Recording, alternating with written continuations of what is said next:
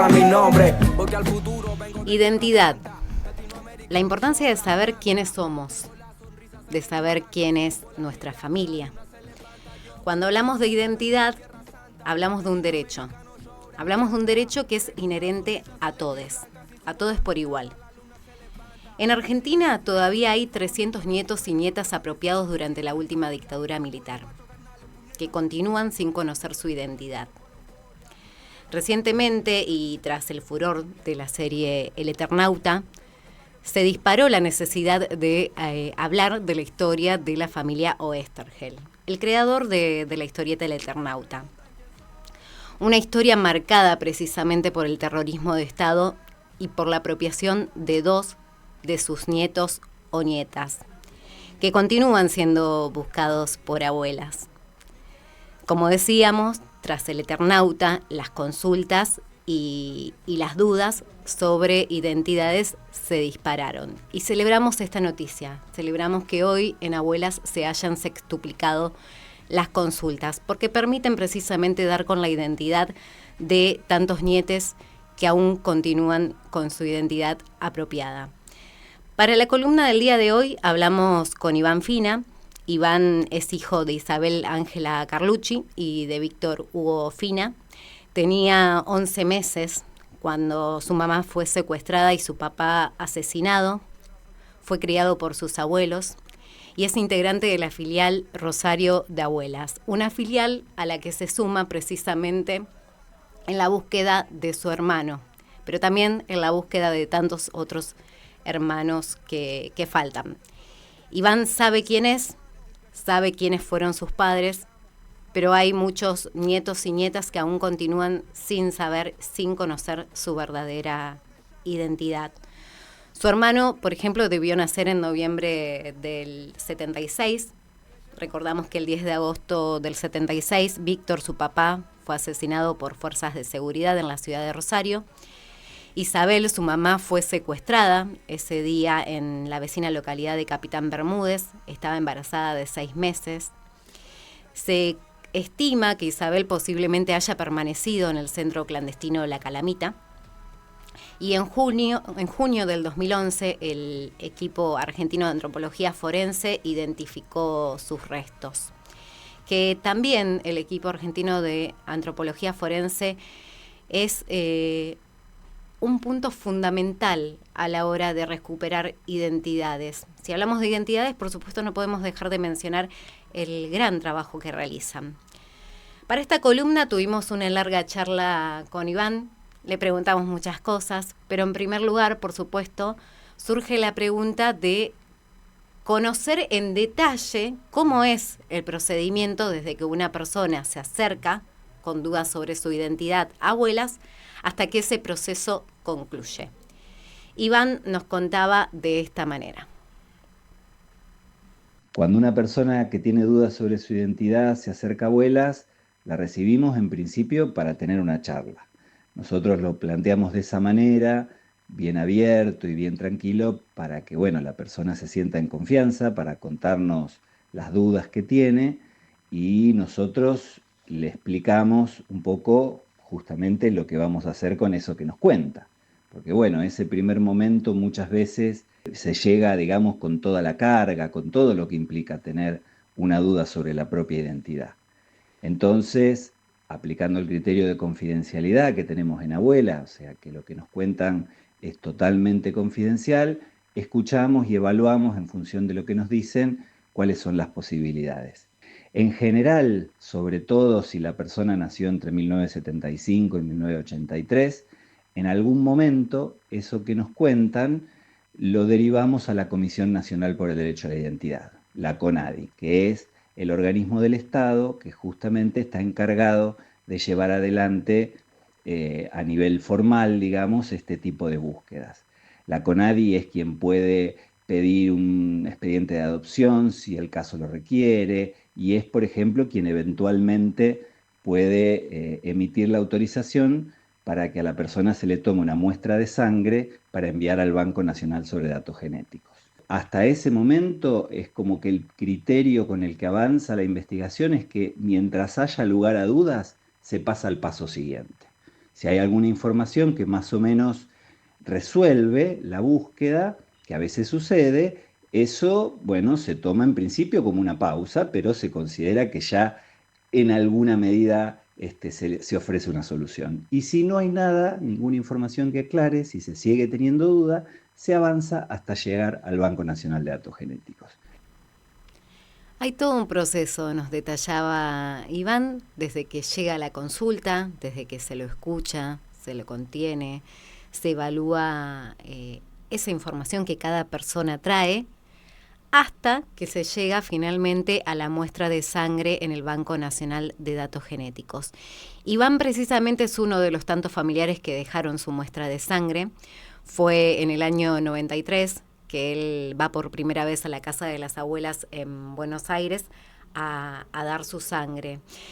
Iván lo que nos destacó también en esta conversación es que, si se quiere, uno de los puntos de conclusión del proceso podría ser precisamente cuando se recibe el resultado de la muestra, ya que en general es positivo o negativo, y en el caso que dé positivo significa que están ante la situación de haber encontrado a uno de sus hermanos o hermanas, a uno de esos nietos o nietas, y en el caso de que dé negativo, también nos destacó que la sangre queda almacenada en el banco, porque muchas veces lo que sucede es que con posterioridad las investigaciones continúan, incluso lo que se conoce dentro de los mismos juicios.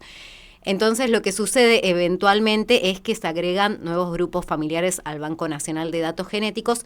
Es por este motivo que la sangre queda almacenada, y más allá de que la consulta quizás en ese momento no concluyó, más adelante sí puede concluir. También le preguntábamos del archivo biográfico familiar, una herramienta fundamental que tiene Abuelas. Le preguntábamos de qué se trata. El archivo biográfico familiar, bueno, es un proyecto muy interesante que tiene Abuelas de Plaza de Mayo. En verdad, empezó en su momento a finales de la década del 90 como un proyecto de investigación. Hoy por hoy es una de las áreas de trabajo de Abuelas, que consiste en general en realizar toda una serie de entrevistas orales y fotográficas también a todo un grupo de allegados y allegadas al nieto o nieta que estamos buscando. Lo que se intenta con esas entrevistas, en las que se incluye a un grupo muy grande de personas, es justamente que nos puedan dar un perfil, una idea de cómo eran las personas desaparecidas, que serían el padre y la madre del nieto que buscamos. Se convoca a distintos grupos, quiero decir, hay personas que eran allegadas a los padres desaparecidos, que fueron amigos de su infancia, o que fueron compañeros de estudios de la escuela o de la facultad, o compañeros de militancia, bueno, el grupo familiar de por sí, y eso se los invita a recordar y a hablar sobre la persona desaparecida. Toda esa información se archiva justamente en el archivo biográfico y se conforma, se arma lo que nosotros llamamos una caja, que en verdad contiene esas entrevistas, las de grabaciones, fotografías, a veces otros registros. Hay veces que hay filmaciones de la época en la que aparecen los padres desaparecidos. Y con todo ese material, digamos, se le entrega al nieto o nieta que está restituyendo su identidad como un modo de conocer quiénes fueron sus padres. Es una herramienta más, decíamos, que tienen las abuelas para ayudar en el proceso de restitución de la identidad, pero una herramienta fundamental, y que surge precisamente de la inquietud de que cuando las abuelas ya no estén, ¿quién les va a contar a esos nietos, a esas nietas cuya identidad fue robada, quiénes eran sus padres? A partir de allí, a partir de esta inquietud, nace el archivo biográfico familiar que bien nos detallaba Iván. El archivo se creó en Buenos Aires en el año 1998 y a Rosario llegaría recién después del 2009, en el momento en que se empieza a federalizar este archivo. Y como decíamos y como detallaba Iván, es una herramienta que se pensó específicamente para entregarle a cada nieta o cada nieto restituido su historia familiar, que puedan tener esas entrevistas, esas imágenes que nos contaba Iván, y todo el material o recuerdo que tengan de sus padres. Pero también no solamente sirve para el nieto que está recuperando su identidad, sino que este archivo biográfico también es de mucha utilidad para aquellos niños y niñas que hoy ya son adultos y adultas, que al momento de desaparecer sus padres eran muy pequeños, que tuvieron que ser criados por tíos, por abuelos, para poder recuperar la historia de quiénes fueron sus padres. También les sirve a ellos, tanto a los nietos apropiados como a los nietos que quedaron a cargo de algún familiar. Erróneamente nosotros le preguntábamos a Iván cuántos nietos particularmente habían recuperado su identidad acá en Rosario y cuántos faltaban.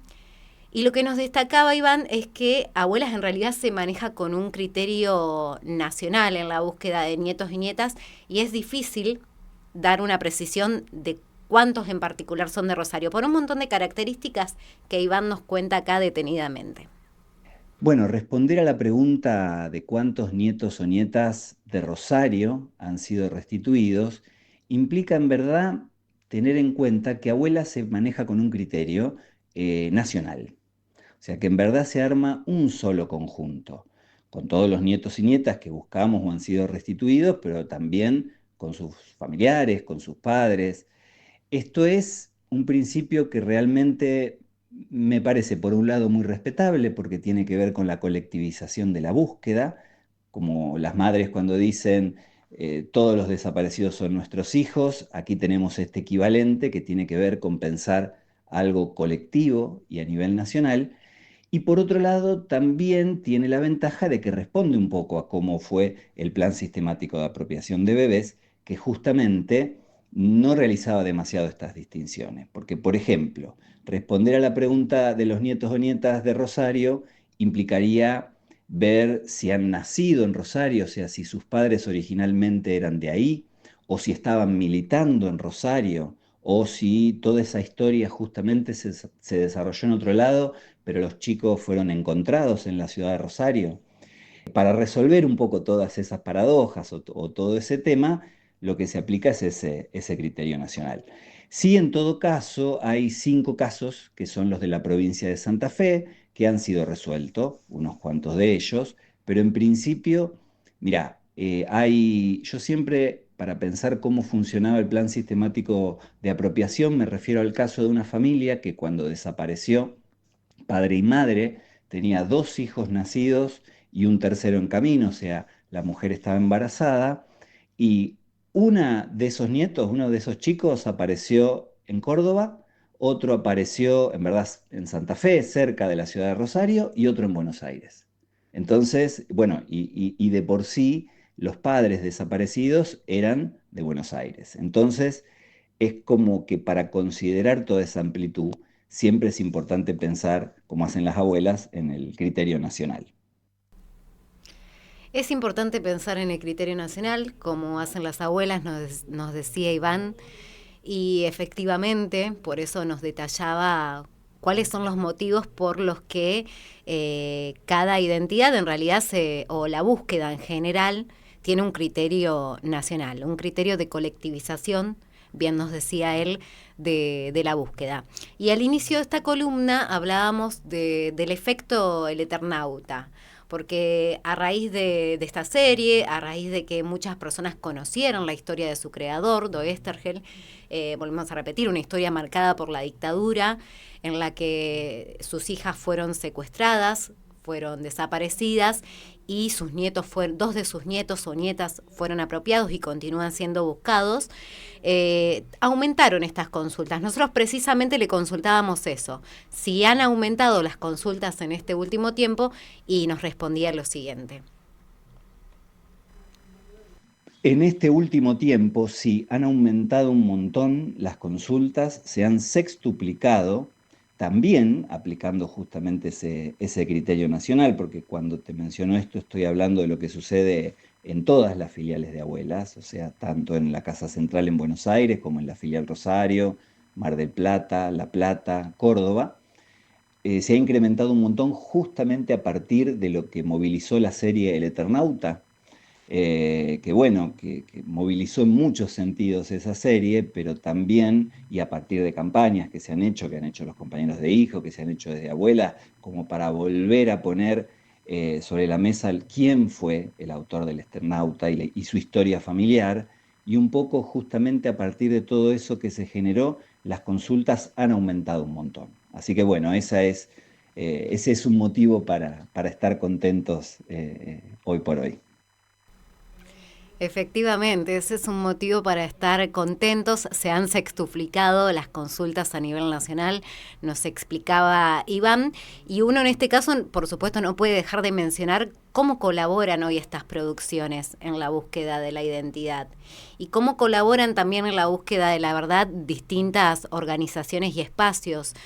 Porque, por supuesto, además del trabajo incansable y amoroso de las abuelas y familiares, hay que destacar que también con el correr de los años otros actores se fueron sumando a esta búsqueda y podemos mencionar alguno de ellos, por ejemplo la labor inmensa que realizan los compañeros de Teatro por la Identidad, y cómo han colaborado, como decíamos hace un ratito, el trabajo del equipo argentino de antropología forense, porque cuando hablamos de recuperar la identidad, también es importante recuperar la identidad de esos restos y saber qué pasó con los compañeros desaparecidos.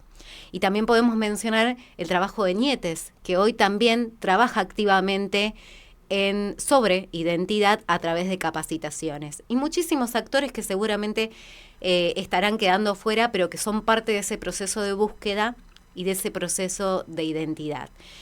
Y en la conversación con Iván también hablábamos, por supuesto, de los continuos ataques del Gobierno Nacional al proceso de memoria, verdad y justicia, particularmente el ataque al Banco Nacional de Datos Genéticos y a la CONADI. Recordemos que en agosto del año pasado el gobierno, mediante un decreto, avanzó en el desmantelamiento de la Comisión Nacional por el Derecho a la Identidad, que busca precisamente a los niños y niñas robados durante la dictadura, cerrando su unidad especial de investigación.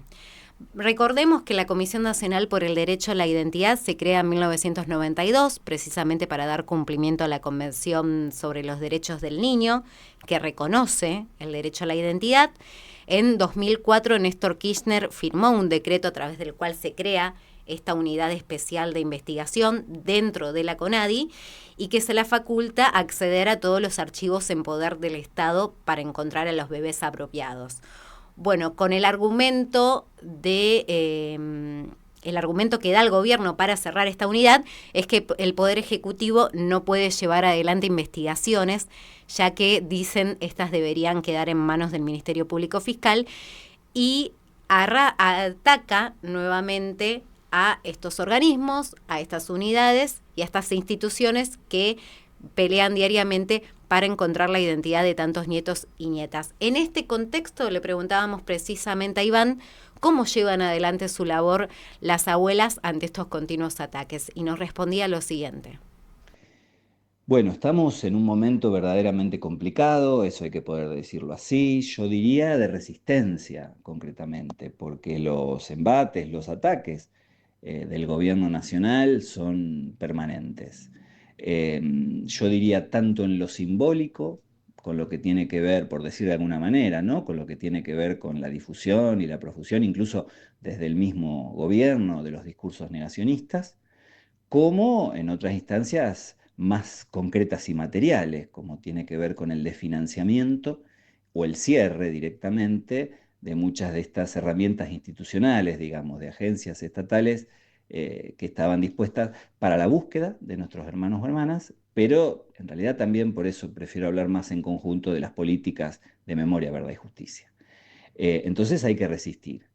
En lo que es en Abuelas, venimos llevando adelante el trabajo cotidiano, recurrimos a campañas de donación para poder seguir funcionando justamente en esa cotidianidad, que por otro lado vienen resultando muy exitosas, lo cual también nos da la pauta de que la ciudadanía nos acompaña, de que el pueblo argentino cree que es importante esta búsqueda y esta lucha, la búsqueda y la lucha de las abuelas.